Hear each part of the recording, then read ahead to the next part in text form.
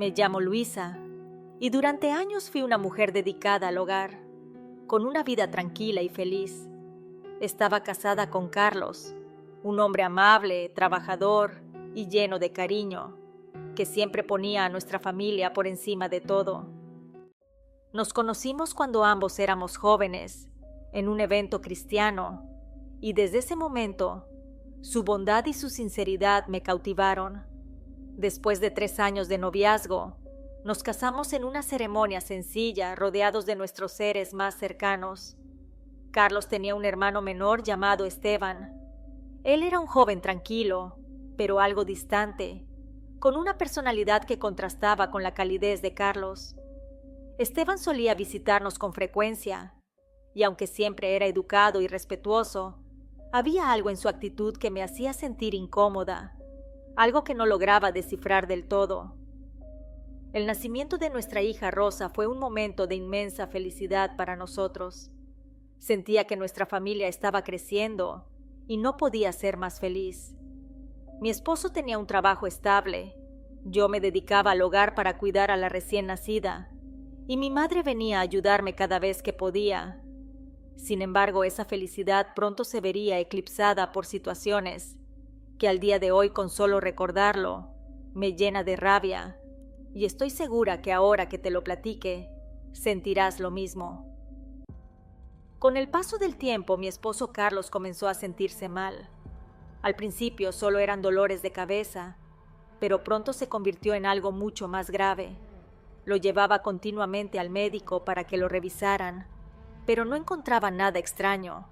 Solo le recetaban vitaminas y hierro. Pero tras varias consultas médicas y exámenes, nos dieron la devastadora noticia de que Carlos tenía un cáncer en el páncreas y que era muy difícil que se curara. Estuvimos yendo al hospital a que le den la quimioterapia. No obstante, en menos de 3 meses, Carlos perdió la vida.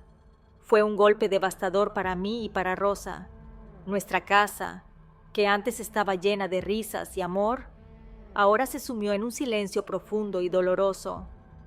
Esteban, aunque siempre había sido algo reservado, intentó estar más presente para apoyarnos en ese momento tan difícil. Comenzó a visitar nuestra casa con más frecuencia y a ayudarme con algunas tareas. Aunque agradecía su apoyo, algo en su comportamiento me inquietaba aún más ahora, después de la pérdida de Carlos. Notaba que su mirada a veces se detenía más tiempo en mi persona, y en ocasiones, su actitud hacia mí era extrañamente amable, como si buscara algo más que un simple vínculo familiar. Si bien mi familia vivía en la Ciudad de México y yo en San Luis Potosí, me tuve que quedar en esta última ciudad para los trámites del fallecimiento de mi marido. Él no dejó un testamento, por lo que tenía que hacer varios trámites para que la casa que teníamos, la cual se debía al banco, quedara a mi nombre ya saldada por el seguro que se contrató al obtener el crédito bancario. Sin embargo, no me sentía sola. Mis suegros me ayudaban y sobre todo mi cuñado. A medida que pasaron los meses, Esteban y yo empezamos a compartir más tiempo juntos. Me iba a ver a la casa y jugaba con mi hija.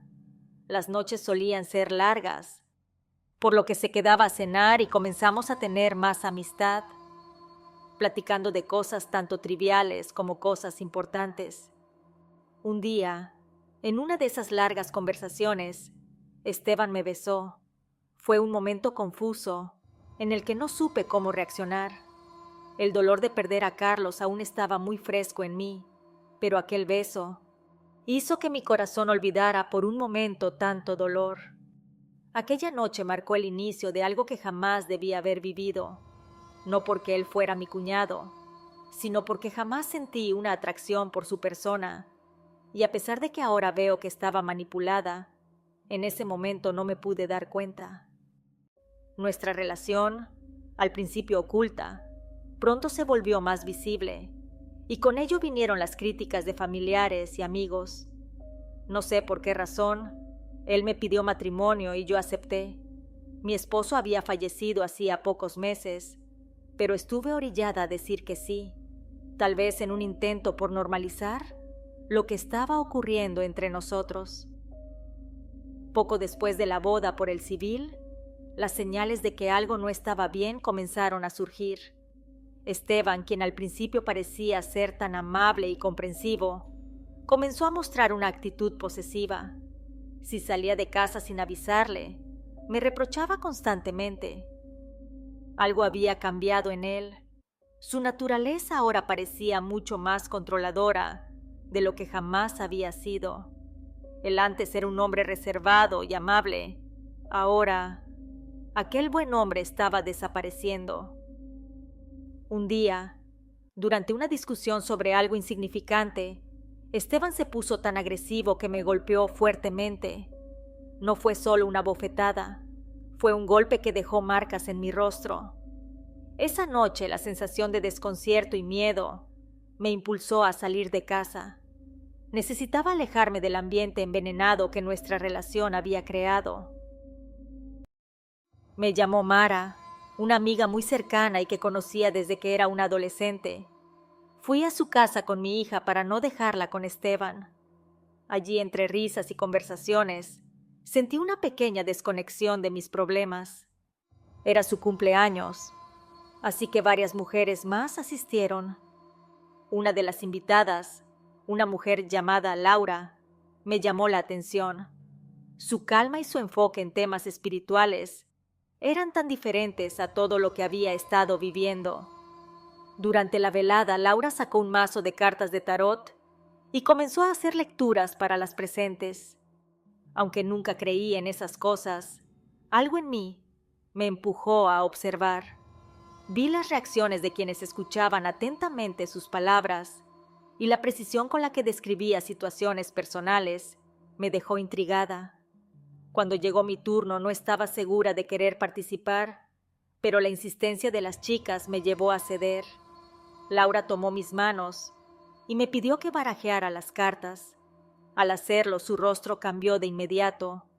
Con una mirada seria, me dijo que sentía una energía oscura y pesada a mi alrededor, por lo que me pidió que hablara con ella en privado. Fuimos a otro cuarto y ahí me reveló algo que me heló la sangre. Poco a poco fue sacando las cartas del tarot, y lo que me fue diciendo me dejó sorprendida. Según las cartas, alguien cercano a mí había estado involucrado en actos de brujería, y esos actos habían contribuido directamente al sufrimiento de Carlos. Además, me dijo que Rosa y yo estábamos en peligro si no tomaba medidas al respecto. Debía alejarme de mi pareja y pronto. No podía creer lo que estaba escuchando. Pero sus palabras comenzaron a encajar con una serie de hechos extraños que había vivido en los últimos meses. Laura me explicó que Esteban había estado realizando rituales oscuros para asegurarse de que permaneciera a su lado y que esas energías aún estaban activas.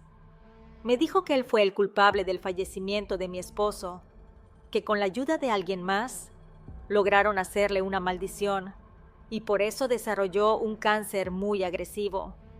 Me dijo que yo no lo amaba, pero que estaba con él porque Esteban se había encaprichado conmigo y me hizo un amarre de amor. Por eso me casé rápido con él, pero que ahora que el hechizo estaba cediendo, teníamos problemas graves. Me dio un amuleto en forma de triángulo y me recomendó buscar ayuda con un abogado para que pudiera desligarme de él hasta por la ley, porque estar con ese sujeto me traería muchos problemas. Regresé a casa esa noche con una mezcla de emociones, incredulidad, miedo y una creciente necesidad de descubrir la verdad. Aunque me costaba aceptar que Esteban pudiera haber estado involucrado en algo tan oscuro, los detalles que Laura me mencionó comenzaron a hacer sentido. Recordé las actitudes extrañas de Esteban, sus miradas inquietantes a Rosa y su cambio de comportamiento después de la muerte de Carlos. Decidí observar con más atención, sin decirle nada a Esteban. Los días siguientes, él parecía ajeno a mi desconfianza, pero yo ya no veía las cosas de la misma manera. Cada palabra, cada gesto, cada movimiento suyo me parecía sospechoso. Tenía que saber la verdad, aunque me aterrara lo que pudiera descubrir. Una tarde, mientras Esteban salió a hacer unas compras, me armé de valor y decidí revisar sus cosas. Era la primera vez que hacía algo así, y el simple hecho de abrir sus cajones me hacía sentir como si estuviera cruzando una línea peligrosa. Comencé con los cajones más altos, donde guardaba camisetas y calcetines. Todo parecía normal, aunque noté un extraño olor a incienso mezclado con algo metálico, como óxido. Continué revisando los cajones inferiores, sacando cada prenda y palpando cada rincón, buscando algo que pudiera explicar el oscuro cambio en Esteban. Cuando llegué al último cajón, aquel donde guardaba su ropa interior, sentí una mezcla de nerviosismo y repulsión. No quería tocar más de lo necesario, pero algo me decía que ahí encontraría lo que buscaba. Saqué con cuidado todas las prendas, y al llegar al fondo, mis manos se detuvieron al sentir una textura diferente. Había una caja pequeña envuelta en un paño negro. Mi corazón latía con fuerza mientras la sacaba y la colocaba sobre la cama.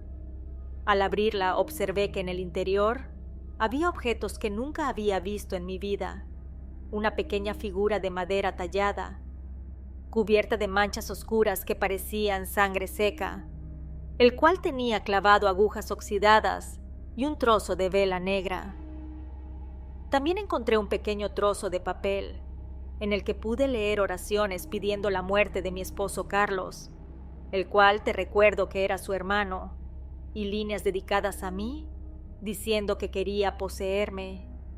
Las frases estaban rodeadas de dibujos de cruces invertidas y otros símbolos que parecían extraídos de un ritual. Lo peor de todo estaba debajo de estos objetos, un pequeño amuleto en forma de medallón que al abrirlo contenía un mechón de cabello de mi difunto marido. Sentí náuseas al imaginar lo que Esteban había hecho con todo eso. No cabía duda de que aquello era santería o algún tipo de brujería. Tomé las cosas y las dejé nuevamente en su lugar. Tomé a mi hija y salí de esa casa lo más pronto. No tenía un plan claro, solo sabía que tenía que salir de ahí. Conduje sin rumbo, aferrada al volante como si eso pudiera calmar el temblor en mis manos. Cada sombra en la carretera me parecía una amenaza, cada auto que pasaba, una señal de que Esteban podría estar siguiéndome. El miedo crecía en mi pecho, sofocándome con cada kilómetro que recorría. Me refugié en un pequeño motel a las afueras de la ciudad, un lugar destartalado y olvidado por el tiempo. Era lo único que podía pagar en ese momento. Mientras mi hija seguía dormida, coloqué una silla contra la puerta, asegurándome de que nadie pudiera entrar fácilmente. Me senté en la cama, tomé mi celular y llamé a mi madre. Cuando mi madre contestó, su voz cálida y preocupada me hizo sentir un nudo en la garganta. Le conté entre sollozos lo que había encontrado en el cajón de Esteban, los objetos, el medallón con el cabello de Carlos y los escritos extraños. También le hablé de Laura, la tarotista, y de cómo las cartas habían revelado cosas que ahora tenían sentido. Me casé con él sin sentir realmente que era lo que quería. Era como si mi voluntad no importara, como si estuviera atrapada. Pero ahora que esa influencia parecía disiparse, veía todo con claridad. Le dije a mi mamá que quería divorciarme y sacarlo de la casa, esa casa que mi difunto marido me había dejado, y Esteban no tenía derecho a estar ahí. Algo me hizo asomarme por la ventana del motel, moví un poco las cortinas y vi lo que temía. El auto de Esteban estaba estacionado del otro lado de la calle. Mi corazón empezó a latir con fuerza. ¿Cómo me había encontrado tan rápido? De inmediato tomé a mi hija, mi bolso y las pocas cosas que había traído. Salimos tratando de no hacer ruido y me dirigí al estacionamiento. Apenas subí al auto, miré por el espejo retrovisor y vi a Esteban bajarse del suyo. Arranqué el auto y salí del motel tan rápido como pude, sin mirar atrás. Tomé un desvío hacia una carretera secundaria que conocía por haberla recorrido con Carlos. Era un camino menos transitado, rodeado de árboles y con poca iluminación. Por un momento pensé que lo había perdido, pero entonces las luces de su auto aparecieron nuevamente en mi espejo. La carretera era estrecha, y cada vez que veía sus luces acercarse, mi miedo crecía. Pero también algo más empezaba a surgir en mí: determinación. No iba a dejar que él siguiera controlando mi vida. Me puse a pensar en cómo había dado con nosotras. Entonces me imaginé que tenía activada la localización de mi celular. Así que rápidamente lo aventé por mi ventana y seguí adelante. Vi un pequeño desvío hacia un área que recordaba. Sabía que el terreno era complicado y que pocos se atrevían a entrar ahí de noche. Sin pensarlo 2 veces, giré el volante y me adentré, apagando las luces del auto para evitar que Esteban me siguiera. Abracé a Rosa con fuerza, rezando para que no nos encontrara. Escuché su auto cerca de nosotras y me empezó a gritar que quería hablar conmigo, que me amaba y que por favor no me fuera de la casa, que todo lo que había hecho había sido por amor, que regresara con él. Yo no dije nada y esperé a que se fuera. Ahí nos quedamos mi hija y yo hasta el amanecer. Con los rayos entrando por la ventana, encendí mi auto y regresé a la carretera principal. Llegué a casa de mi madre muy temprano, con la certeza de que no descansaría hasta recuperar mi vida. Cuando llegué a casa de mi madre, el alivio de estar en un lugar seguro se mezcló con el cansancio y el miedo que aún me invadía. Mi madre me recibió con los brazos abiertos, consolándome mientras yo rompía en llanto. Rosa, aún medio dormida, fue llevada al cuarto que había sido preparado para nosotras. Después de contarle a detalle todo lo que había sucedido, contactó a sus hermanos, mis tíos, quienes siempre habían sido hombres de carácter fuerte y protectores con la familia. Ellos llegaron al poco tiempo, escucharon con atención mi relato y me prometieron ayudarme a encontrar un buen abogado que me respaldara en el proceso de divorcio y en recuperar la casa que mi esposo Carlos me había dejado. Mientras mis tíos se encargaban del aspecto legal, mi madre insistió en que debía buscar ayuda espiritual. Me llevó con una curandera que su comadre le había recomendado, una mujer de edad avanzada. Aunque yo estaba escéptica, sentía que debía hacer todo lo posible por protegerme a mí y a mi hija de cualquier mal que pudiera haber lanzado Esteban. La curandera nos recibió con una mirada penetrante y serena. Mientras mi madre le explicaba nuestra situación, la curandera me pidió que me sentara frente a ella y que le hablara directamente. Le conté todo: el hallazgo en el cajón de Esteban, las palabras de Laura sobre las cartas y mi creciente certeza de que él había manipulado mi voluntad desde el principio. Cuando finalicé de hablar, me dijo que Esteban era un hombre oscuro, que su corazón estaba lleno de envidia y de ambición desmedida. Había utilizado medios que no debería tocar ningún ser humano, porque desearle la muerte a su propia sangre era un pecado que no tiene perdón. Me quedé helada al escucharla. La curandera continuó diciendo que todo lo que había hecho lo hizo para apoderarse de lo que no le correspondía, pero que no me preocupara. La vida le cobrará cada una de sus malas acciones, que nadie puede construir su felicidad sobre el sufrimiento de los demás sin pagar un precio muy alto. Ella me hizo varios rituales de curación y también a mi pequeña Rosa. No sé si sea algo mental, pero cuando salimos de ahí, me sentí mucho mejor. Antes de irnos me entregó un pequeño amuleto hecho con una bolsita de tela roja que contenía hierbas y una pequeña moneda. «Lleva esto contigo siempre. Es para tu protección», me dijo seriamente, además de que necesitaría de mucha ayuda, porque ese hombre no se iría tan fácil de mi vida. Me pidió que regresara varias veces más para realizar rezos y peticiones específicas, asegurándome que con su ayuda el proceso de divorcio sería más rápido y que lograríamos alejar definitivamente a Esteban de nuestras vidas. Aunque dudaba, Decidí confiar en ella. No tenía nada que perder y mucho por ganar. Los meses siguientes fueron una verdadera batalla legal. Mis tíos lograron conseguirme un abogado excelente, quien tomó mi caso con determinación. Esteban no dejó de intentar manipular la situación, desde mensajes en los que me pedía volver con él, hasta amenazas terribles.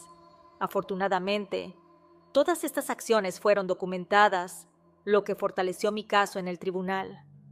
Finalmente, tras meses de audiencias y trámites interminables, el juez falló a mi favor. Obtuve el divorcio y me quedé con la casa que Carlos me había dejado. Aunque sentí un gran alivio, también comprendí que regresar a San Luis Potosí ya no era una opción para mí. Aquella casa, que alguna vez fue un hogar lleno de amor, ahora estaba impregnada de recuerdos dolorosos y de la oscuridad que Esteban había traído consigo. Decidí poner la casa en venta, incluyendo todos los muebles. No quería tener nada que él hubiera tocado, ni siquiera un vestigio de su presencia en mi vida.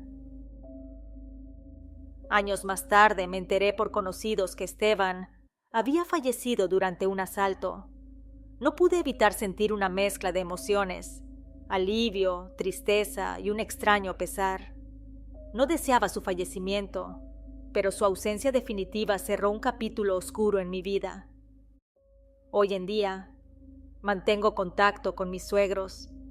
Aunque al principio fue difícil, entendí que ellos no tenían culpa de lo que Esteban había hecho y que merecían tener una relación con Rosa, su única nieta.